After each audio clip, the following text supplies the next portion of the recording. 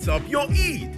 This Eid season, Electroland Ghana Limited is giving you discounts on a wide range of products. Talk of NASCO, Media, TCL or Samsung, fridges, air conditioners, television sets, microwaves, washing... Take me on that Lexus tour when I'm going home. It's right time on joy. Whoa. Lexus, take me home. It's right time on joy. Whoa. Lexus, take me home. Whoa. Whoa. Lexus, take me home.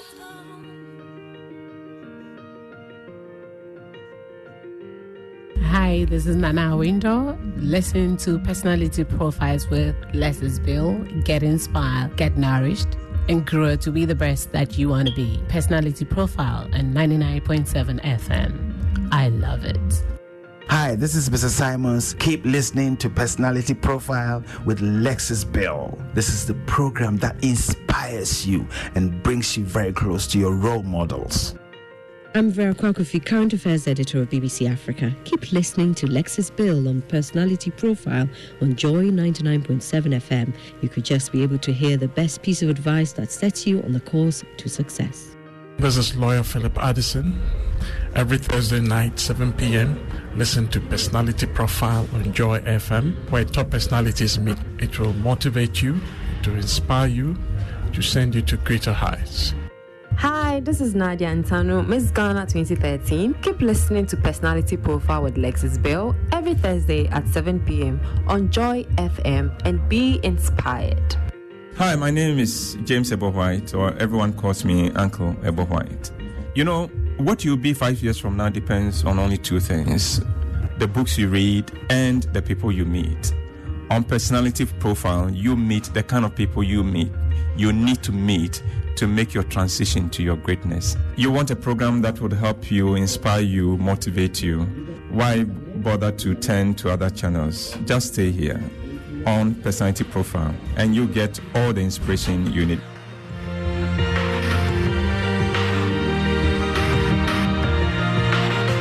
Yeah, you can be the greatest, you can be the best, you can be the King Kong banging on your chest. You could beat the world, you could beat the war. Talk the guy, go banging on his door. You can throw your hands up, you can beat the clock. Yeah. You can move a mountain, you can break rocks. You could be a master, don't wait for luck. Dedicate yourself and you can find yourself standing in the Hall of Fame. Yeah. And the world's gonna know your name. Yeah. 'Cause you burn with the God's flame. Yeah. And the world's gonna know your name. Yeah. And you'll be on the walls of the Hall of Fame. You can go the distance, you can run the mile. You can walk straight through hell with a smile. You could be the hero, you can get the gold. Breaking all the records they thought never could be broke. Yeah, do it for your people, do it for your pride. And you're never gonna know if you never even try. Do it for your country, do it for your name. 'Cause there's gonna be a day when you're standing in the Hall of Fame. And the world's gonna know your name. 'Cause you burn with the God's flame. And the world's gonna know your name. And you'll be on the walls of the Hall of Fame. be a champion. Be a champion. Be a champion. Be a champion. Be students, be teachers, be politicians, be preachers. Yeah.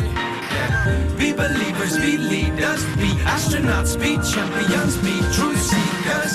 Be students, be teachers, be politicians, be preachers. Yeah.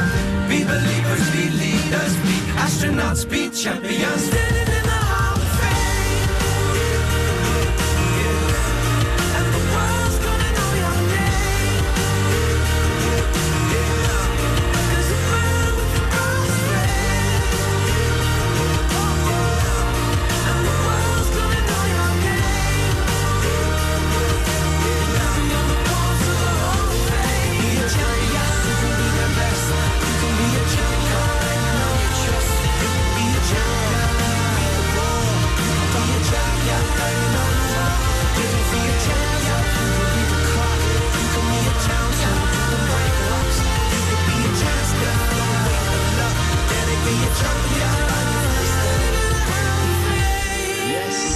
could be sitting in the Hall of Fame and the world would know your name. Good evening, Ghana, and welcome to Personality Profile here on Joy 99.7 FM. I'm Lexus Bill, and you know I always look forward to Thursday evening. So we get to sit with amazing people who are doing so much for Ghana and the world. Yeah, welcome. Now sit back, relax. This conversation is live on Facebook. You can actually go and check out the video and share the video and let everybody know that Personality Profile is airborne. Well, this evening I spent time with a very great brother and an even better politician. Yeah, he's an HR practitioner and a certified balanced scorecard-based planning and strategy professional who has worked hard as a business professional and also made very positive inroads as a politician.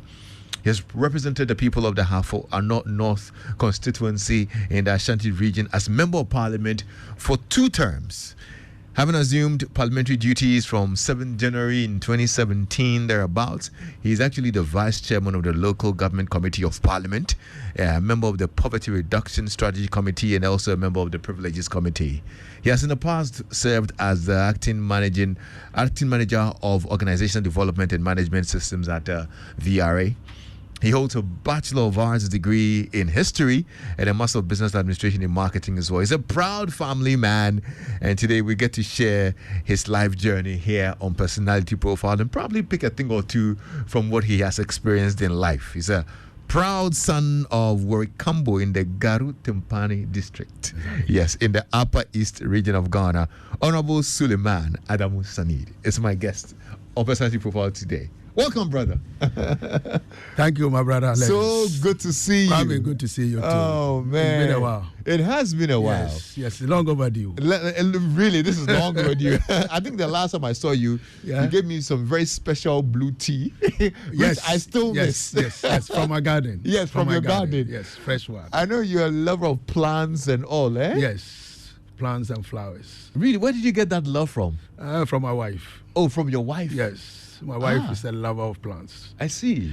Lover of plants. She can't do without it. Wow. Every day she's just looking out for opportunity to bring in fresh plants, something new. Yeah. To add to our collection.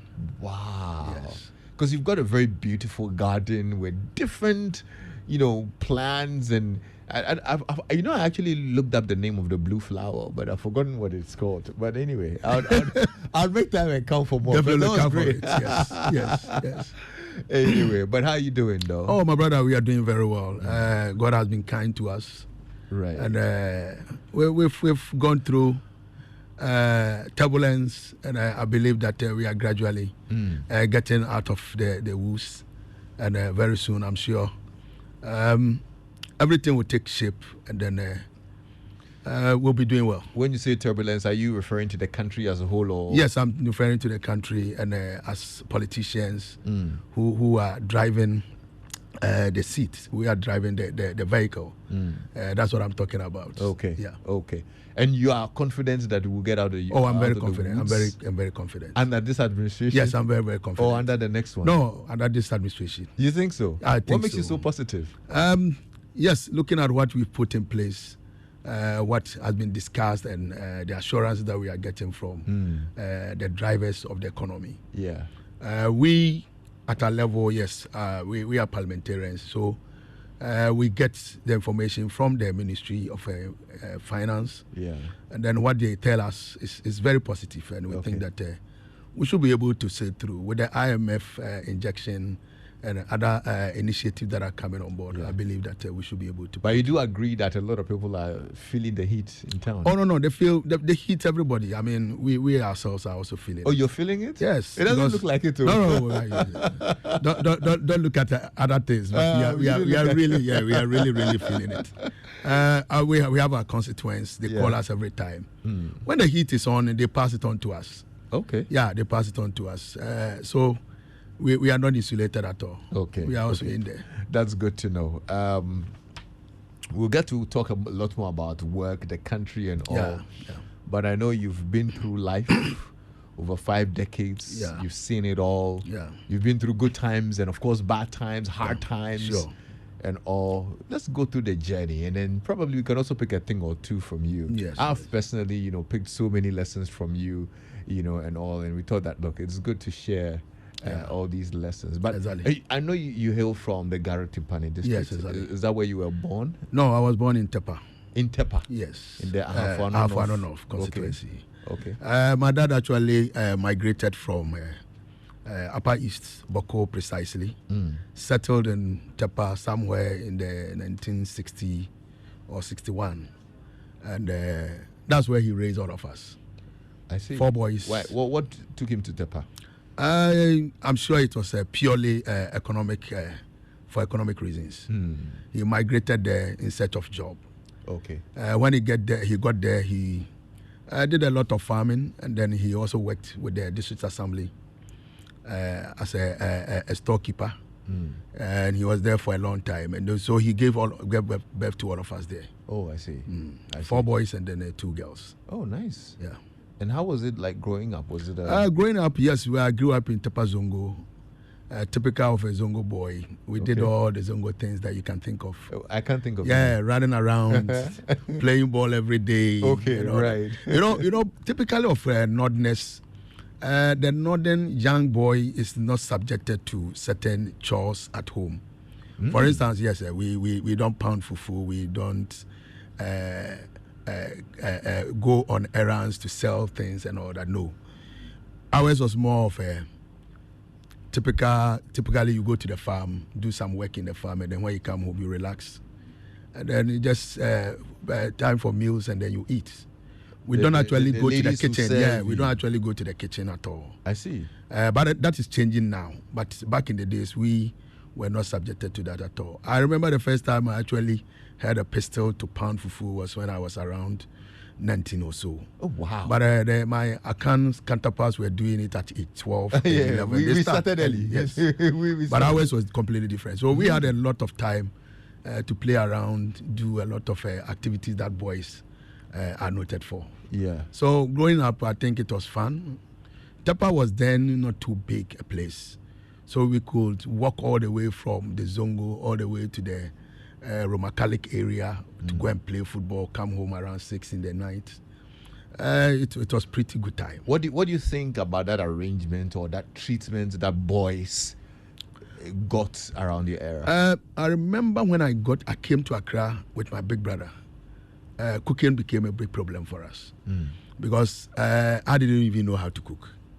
So I think it was something that along the line people have realized it. So now they are actually bringing their young boys to learn these basic things of life. And 2, it gave us too much room to run around. To misbehave. To misbehave. And I don't think it was so positive. So now, as we speak, I think that trend is also changing. Yeah. It's really changing. And it also feeds into the narrative back in the day that the woman's place is the kitchen. Oh, yes. And the boy's place is just attending school. And all of that. And all of that, yeah. But it's not changing. You think it's changing? Yeah, it's changing. It's changing. Okay. It's changing. There's one beautiful thing about this country that sometimes I sit back and I say, we've done so much, but we don't celebrate it. Imagine traveling all the way from Upper East, crossing about 3 regions and coming to settle in Ashanti region. The people receiving you warmly, extend all the courtesies that you can think of, with the blessings of the land and all that. You enjoy the fruits of the land. And then you give birth, your children are given all the privileges that you can think of. We're able to make it grow, go through education. Yeah. And then the good people turn around and say, oh, okay, this is a good person. He's not really from this area, but we want to vote for him to represent us in Parliament with a good margin. So it tells you that as a country, we tolerate one another, and it's a very positive thing. Yeah. I always tell people that it's not by accident, and it's not by any design, but a sheer coincidence or conspiracy between economics,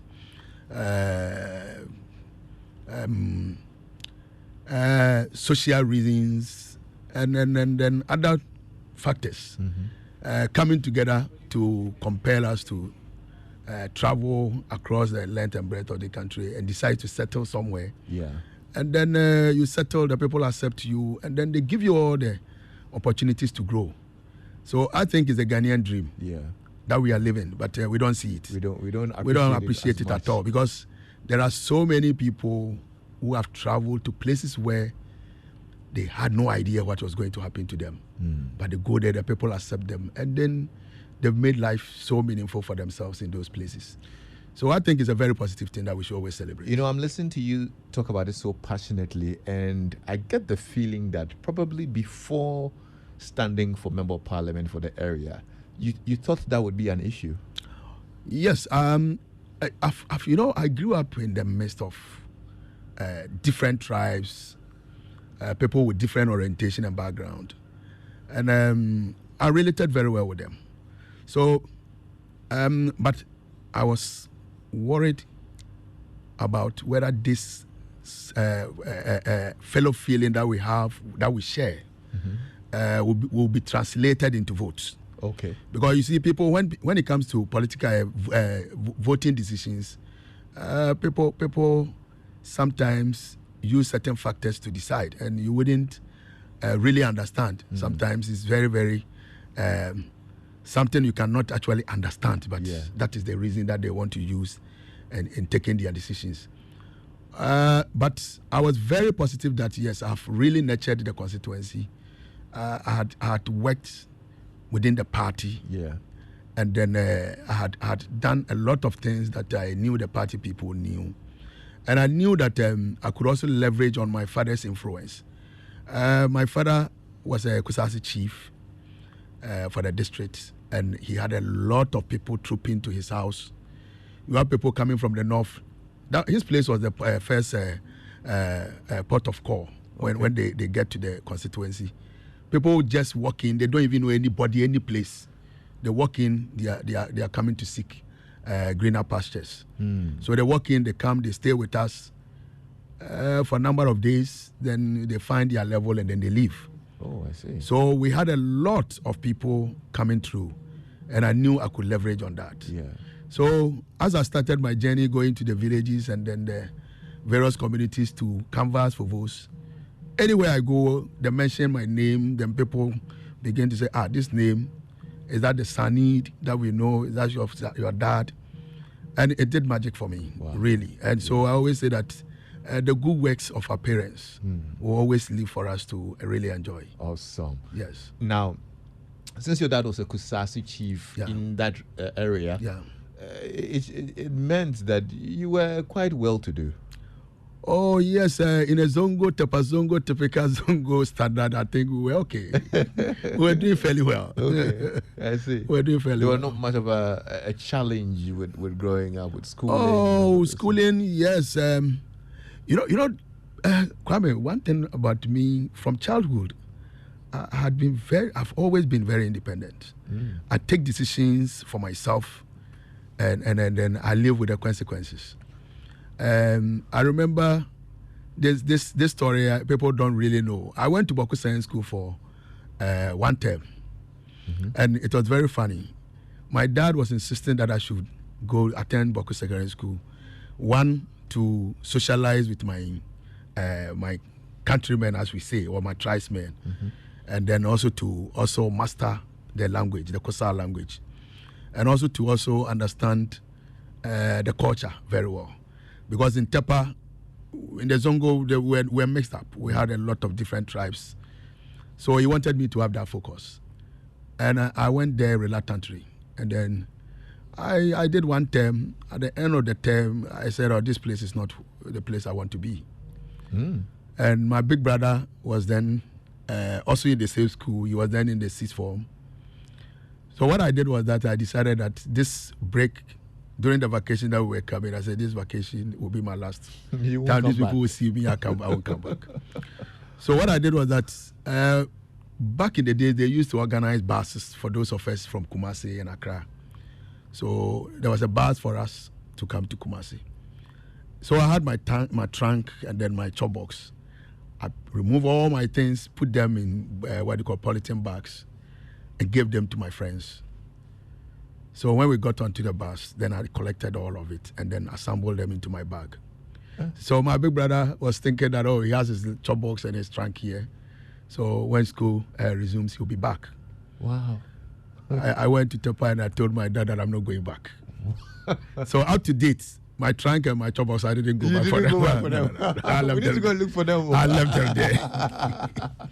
Because when I got there, young man with staying in Ashanti region, the weather was good.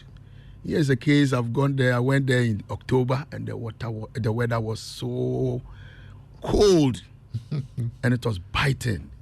In the evening, you can't step out. In the morning, you can't touch water. We have to wait sometimes around 12 midday before you can take your bath. For the sun to be up, and then to get to the water at the school pond a bit warm before you can take your bath. So I look at all these things. I don't know. I can't stay here. I'll go back to my luxury in Tepa. So I rushed back. And what did your father think about it? No, he was not happy. He said, no. Then you are on your own. I said, okay, don't mind. Then never mind. I will manage myself. Are you serious? And then along the line, he couldn't just take it. So he had to go and then arrange for me to attend Tepa Senior High.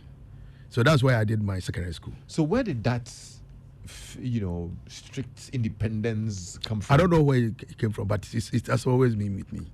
Once I decide that this is what I want to do, I go at it.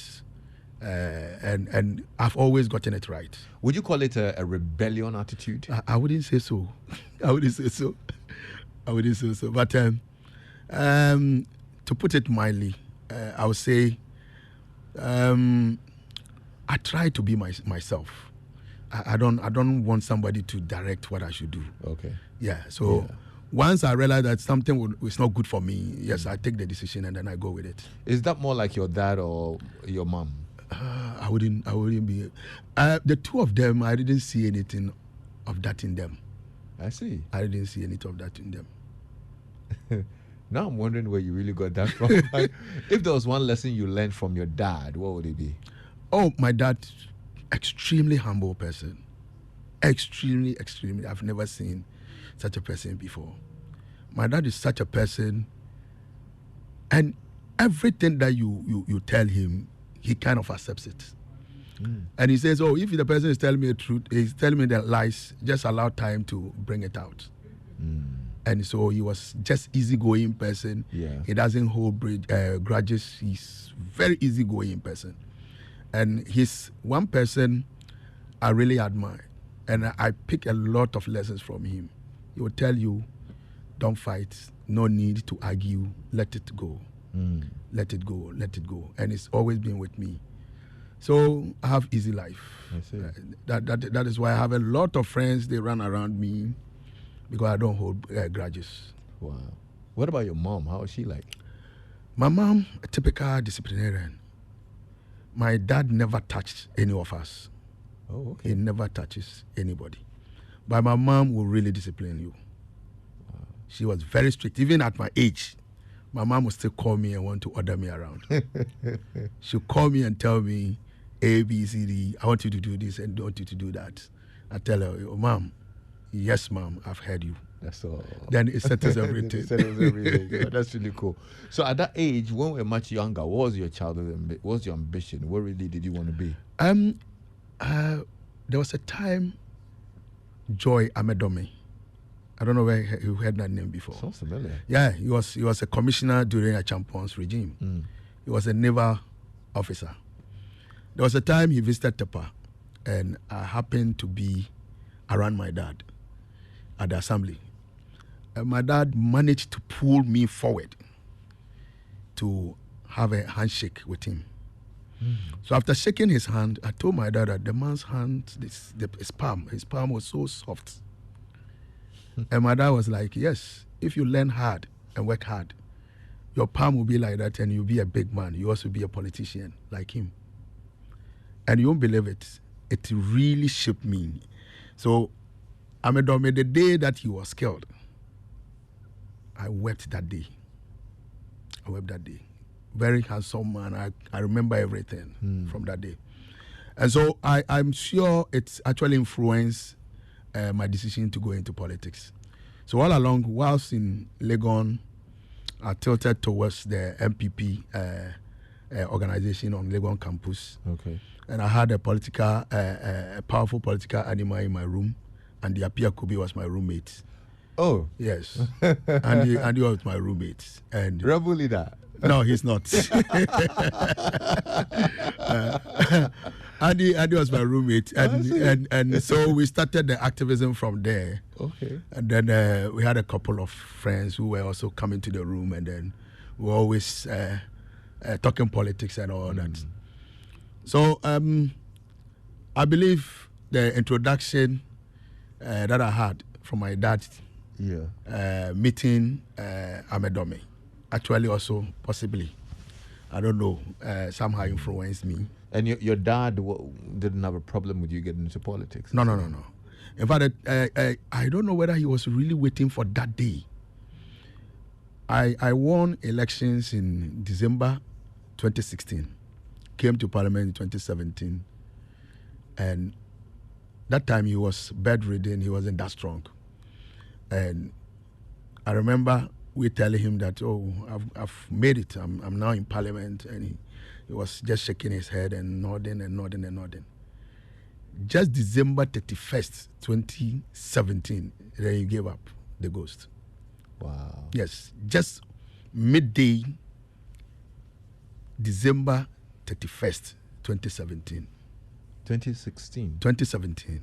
Oh, 2017? Yes, he waited for a whole year. Ah, okay. Yes. Yeah, after a year. After a year. He waited for a whole year. Wow.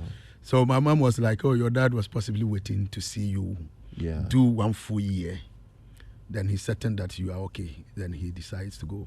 Wow. Yes. Wow. That's a very interesting story. Yes. I'm sure he left a happy man. Oh, yes. I believe so. I believe so. But before you actually even got into politics, you did some corporate work as well. Oh, yes. As with a VRA, yes. professional. VRA, yes. How was that experience as well? VRA, beautiful place to work. Beautiful people. I completed Legon in 97. 98 did my service with the history department. And on the University of Ghana? Yeah, University of Ghana, yes. As a TA. And then along the line, I was doing some work for an Indian company called Healthcare to promote their products in Ghana. Mm-hmm. Infusion, giving set, and then water for injection and those things. Then, so I was combining that with my national service. Okay. Then, immediately we finished the service, I had opportunity of joining VRA in July 2019. 2099. 1999, yes. Yeah. And then I rose through the ranks. Initially, I started as a administrator. Okay. Then I was administrator for VRA's telecom company called Vodacom. I was there for about 2 years. Then it was somehow added to Vodacom, GT. That is Ghana Telecom. Ghana Telecom, yeah. Which was later on bought by Vodafone, yes. So they packaged it as something that Vodafone took away. And then I moved to HR. And then I started my career as a HR person. Okay. The highest point was when I was made to handle VRA employee performance management system. Okay. I was really the anchor person, championing what we call the balanced scorecard employee performance management. Yeah. So I was the anchor person, training the staff on how to set targets. Yeah. And then coordinating everything, and then putting their performance appraisals together and coming out with ratings, and then for them, and then on that basis, other management decisions were taken. Yeah, so that was the highest point in my career with VRA. Was that a transformational part for the organization? Because maybe there was an older system. Yeah, there was an older system before the balance scorecard and yes. all of that. The older system didn't have anything like a target setting. It was the general appraisals where they talk about what do you call it, attitude to work and the quality of work and all those things. Yeah. But this one actually introduced proper targets. KPIs. Yes, KPIs, and then a criteria for measuring the KPIs and all that. So it actually changed the way we're doing business in VRA. And it's actually transformed the organization. And it's still being implemented. VRA is still pursuing that. What was your experience with change management? Especially with that. It wasn't an easy thing, because there were a lot of people who didn't accept the new initiative, because they thought it was cumbersome, and some also thought that the number of requirements, because they were required to submit reports to us every quarter, and it was something that they were not ready for. And then there was an element of assessment, what we call the 360-degree assessment, where the employee has to do his own assessment of himself, and then his subordinates, if the person so has, will also do assessment on their superior. Okay. And then the person's peers, those who are on the person's lateral peers, were also expected to do the same. And then the supervisor, that's the vertical superior, also does assessment of the person. And they were supposed to do this. So the form has to move, the person has to do and forward it to HR for us to coordinate and then evaluate. And they were not ready. It was a very big thing. Because I can imagine. Because they ask you, do for this person should do for that person, this person should do for. So it was not something they were ready for. But somehow along the line, we got a greater majority of the people going along with us. Yeah, I find change management very interesting. Yes. That's why I actually asked about it, since you have had that experience in the corporate setup. Yeah. For a lot of people, it's not easy. Yeah, it's not easy. How to implement a change in an organization. Yeah. What would you say is a key thing to do for anybody or any business professional who has probably a new innovation or a new system that they want to implement in an organization? I think the anchor person is key. Whoever is anchoring the program is key, because you need somebody that people can really trust and respect. And I think that was what was going for me. Okay. And my boss then, Mr. Cranton, of blessed memory, very fantastic man to work with. And it made it easy, because people readily accepted us. Even though they may have their own reservations, but they'll tell you that, okay, what you are saying, we will try and do it. Yeah. So the personality and then the approach by the anchor person is very key. If you get somebody who is not able to manage people, his people skills is somehow weak, it becomes a big problem. And so the person must have that kind of orientation, how to manage people well, and also be somebody who also listens to people, because they may have all their issues, but you need to listen to them. Where you think you can make adjustments, sometimes even personalized adjustments for some individuals, you do that for them. Okay. Because there were cases where we had to even go sit down with some people and help them to do their targets. Yeah. But you need to do that, because you realize that the person, if you leave it to the person, he won't do it. Yeah. And at the end of the day, if the person loses out too, the person will blame the system. So you have to help the person to come along with the system.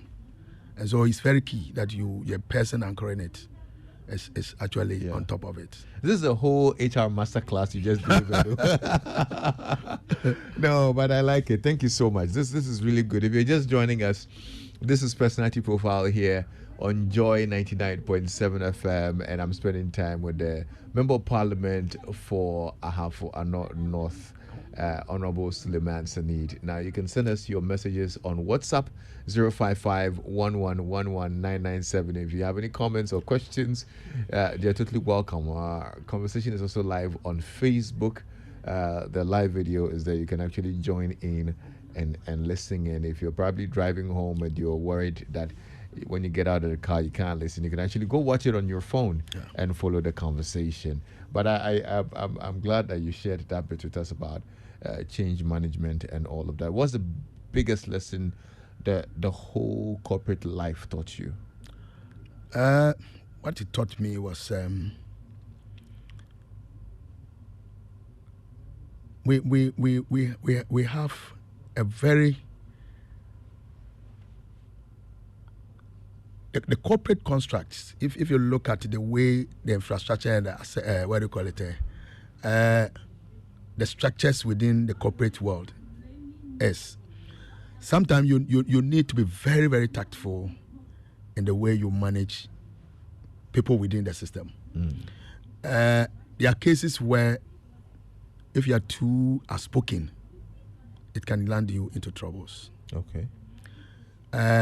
But you have to maintain your integrity and you have to maintain your principles. But so doing, you need to also be very careful how you handle yourself within the entire system. Just like I said, sometimes you can be so outspoken and it can backfire. So you need to be very tactful. And for me, if you want to work in a corporate environment and succeed, tactfulness is very important. Okay. And then you need to also be very measured in your conversations. In your conversations, because it's not everything that you have to talk to people about. Everything, it's not everything that you have to. So you need to be measured when it comes to conversations. I prefer that you spend more time, if it has to do with social things, fine. But corporate issues to deal with your bosses, issues to deal with your subordinates, be very slow in sharing those things with anybody. Okay. Try to keep them to yourself. Because you get to see a lot of things that you are not supposed to share with anybody. And that's one thing that I really picked from the corporate world. So even in politics, sometimes I don't talk much. And so if you go to my constituent, they'll tell you, when you call me, you hardly get me speaking at length with you. Because I just decided I will listen more. Okay. So I listen more and then I pick and I tell you, okay, I've heard you. Yeah. I will see what I can do. But to exchange and then go deep into certain matters, no, I don't do that. I see. That's quite a very good value, actually. Yeah. It saves you from a lot of drama. Drama and trouble, yes. Yeah. Yes. I see. So you were having a very good life at VRA. I mean, a great profession. You were making inroads. Why did you decide that, okay, let me now try politics? Just as I said, the political thing was in me. I had my friend Andy, we were comparing notes. He battled Kwajoban Redu and lost. And we picked lessons from that one. So 2012, my constituency, MPP, had then lost. We've lost the seat. We had then lost the seat to NDC, Akwesi Edusei. And I told myself, this is a rescue mission for me. That, at all costs, we have to get the seat back. Because even though my place is a marginal seat, but MPP is relatively stronger. But if you have a candidate who is not up to the task, he can easily lose the seat. So after the NDC candidate won, I decided that I have to start working to unseat him and get the seat back. So I started visiting the constituency more, touching base with the stakeholders, those who matter, the influencers. And then along the line, yes, people were then converging around my candidature. And then, what kind of work were you doing? What were you telling them? Mine was just simple. We need to rescue the seats. This is a gentleman who is very strong in the villages, and then the migrant community and the migrant population. I'm also a migrant. So let's two migrants battle it out. And then we see who is who. And somehow that message resonated very well with the delegates. And so out of 6 aspirants, they selected me. And then I decided to change the way we did our politics at that level.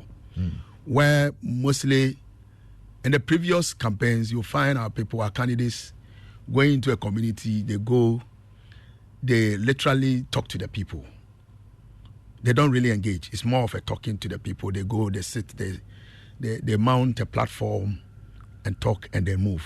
Mm-hmm. I decided to adopt more of a town hall engagement where I go, we sit down. I go to the chief's palace. We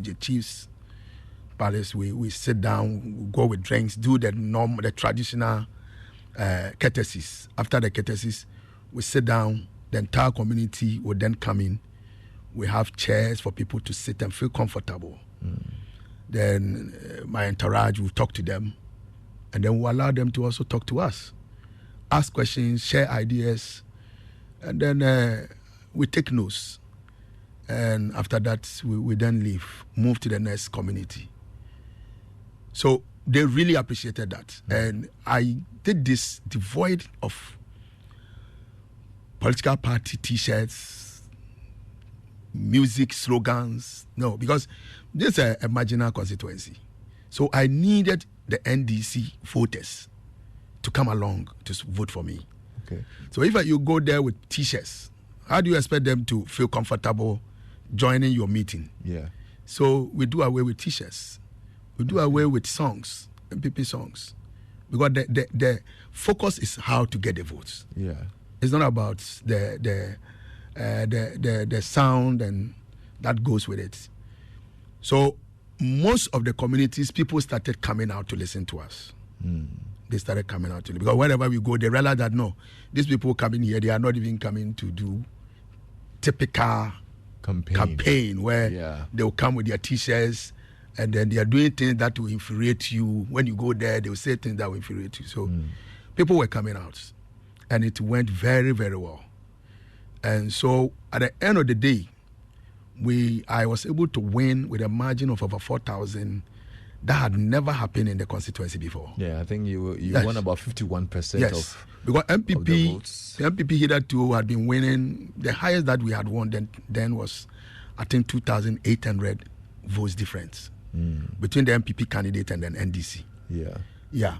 So with the 4,000, it was very massive. Even though, yes, there was a wind of change in Ghana, but I think the style that I adopted for the campaign also actually influenced the figures. Yeah, it had an impact on the figures. And what made you win? That was it just bringing them together, or you had a certain developmental message you shared with them? Oh, my message was more of I tried to distance myself from this business of promising them I'll do your roles. I will give you this, I'll give you that. Because I knew that as an MP, you have constraints, you have your limitations. So I wanted to stay clear of those things.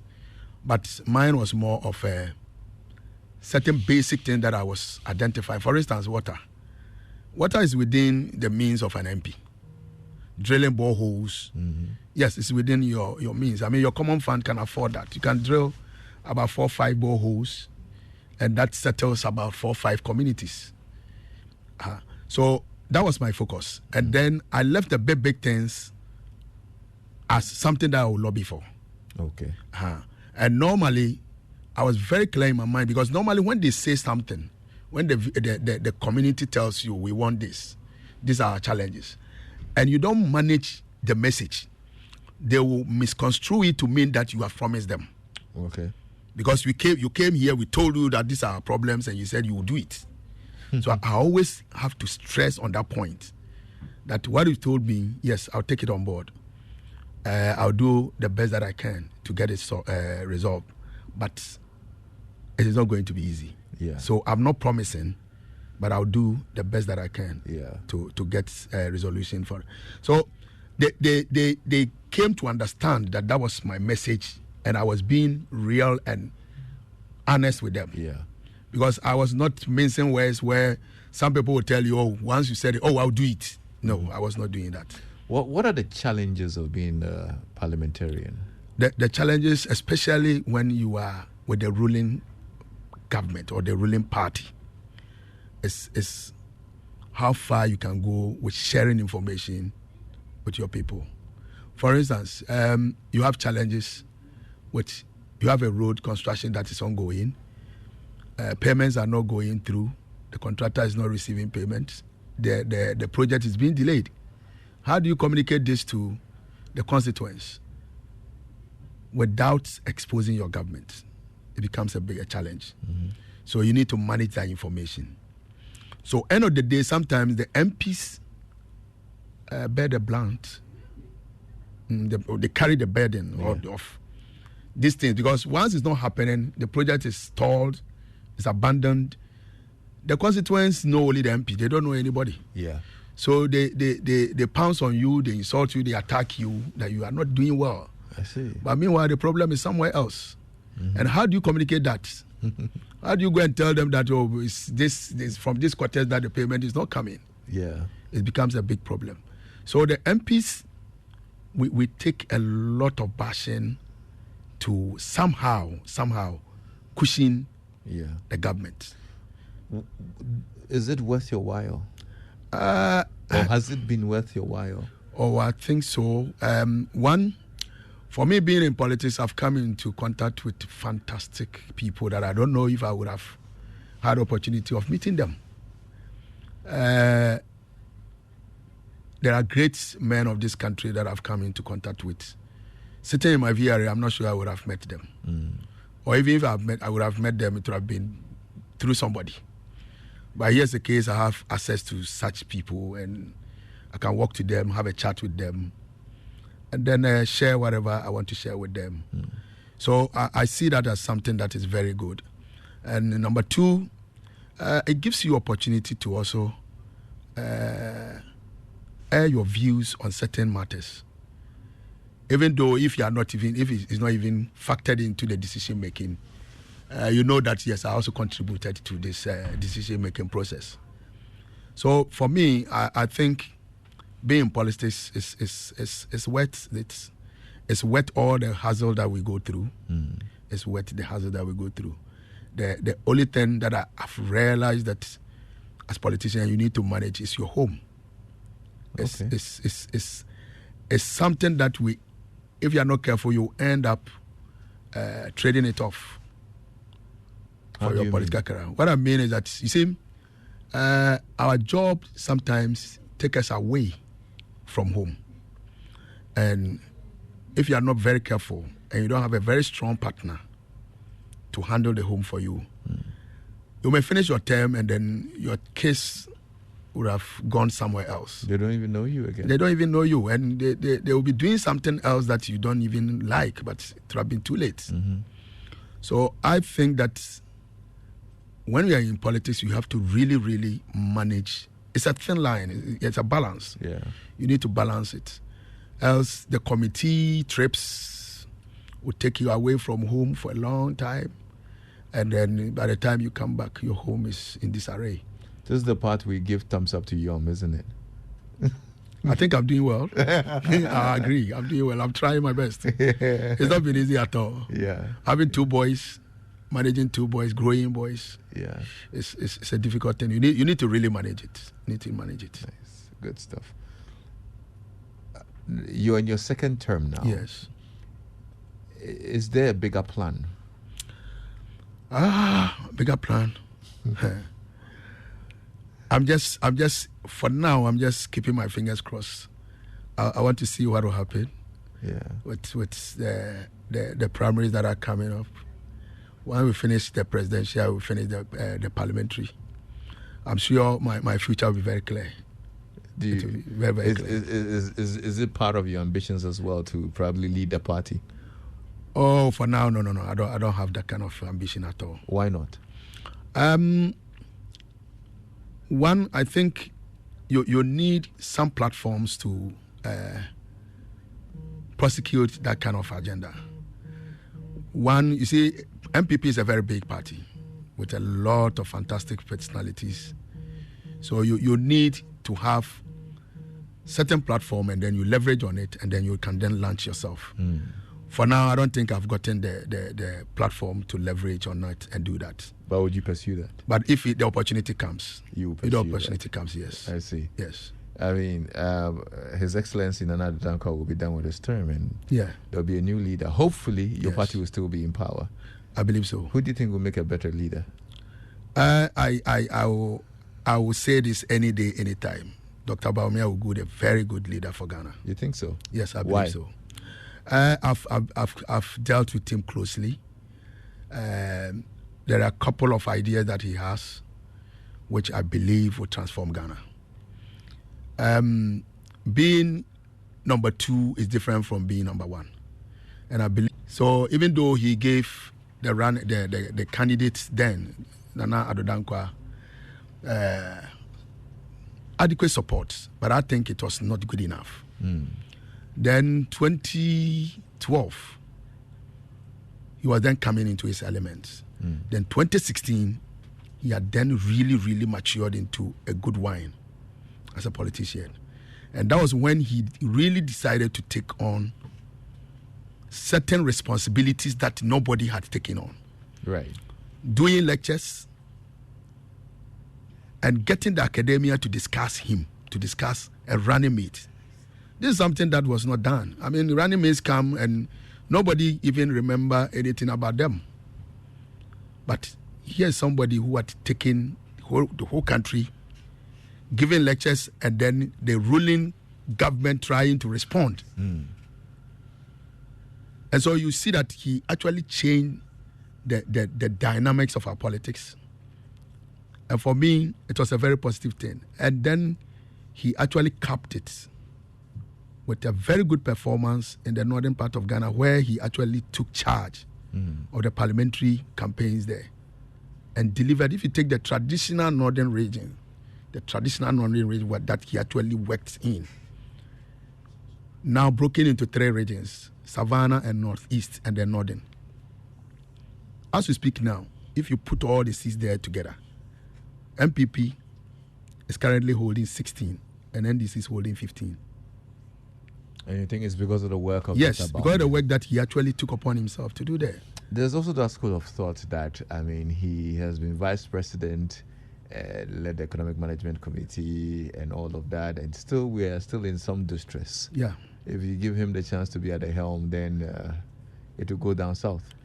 That's what I said. You see, I said he's number 2.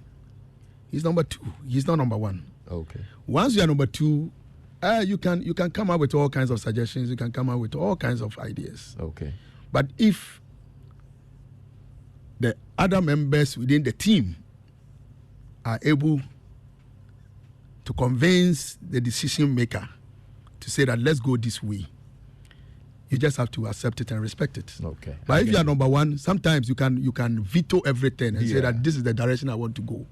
So the point is clear that you support Dr. Bawumia. I support him, yes, 100%. Okay. Rate the NPP's performance so far. Yeah. Out of 10. Yes. If you had to rate out of 10, yeah, what would you give the NPP? Currently, I'll rate our performance as 6.5. 6.5. Yes, I'm being very honest. Okay. First term we did very well. Second term, with the turbulence that we had to navigate our way out, I believe 6.5 is fair. Do you think you'll be able to break the 8? Sure. Okay. Good stuff. I like that. I mean, you speak with so much confidence, and I like I like it. We'll be wrapping up very shortly, and I want you to leave us with the biggest lesson life has taught you, and if you had to advise anybody with it, what will it be? Life lesson. Be patient. Patience is everything.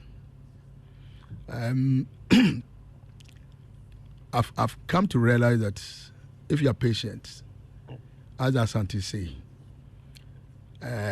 with patience you can even dissect the tiniest of animals. That's the ant. You can even dissect it.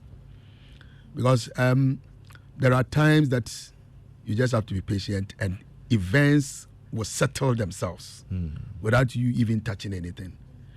So I believe in that, and that is something that has really carried me far. I've been very patient. I don't rush into taking decisions. I allow matters to settle, and then allow time to actually help me in taking a decision. So I think patience is everything. Awesome. That's a very key lesson that you shared with us, and I'm so grateful that you've shared this. I've totally enjoyed it. Unfortunately, we're out of time now. I mean, the 1 hour just came by so fast. So fast. I'm even surprised. But we have to wrap it up now. So Sure. let me say thank you so much for spending time with us, and God bless you. And of course, the family as well. May God continue to strengthen you to keep doing what you're doing for Ghana, for your constituents, and for the family as well. Thanks so much, Joy FM. Lexus the Bill. Yes, sir. Kwame himself. Yes. Suleman, you have the warm regards from my beautiful wife, and then your boys. Yeah.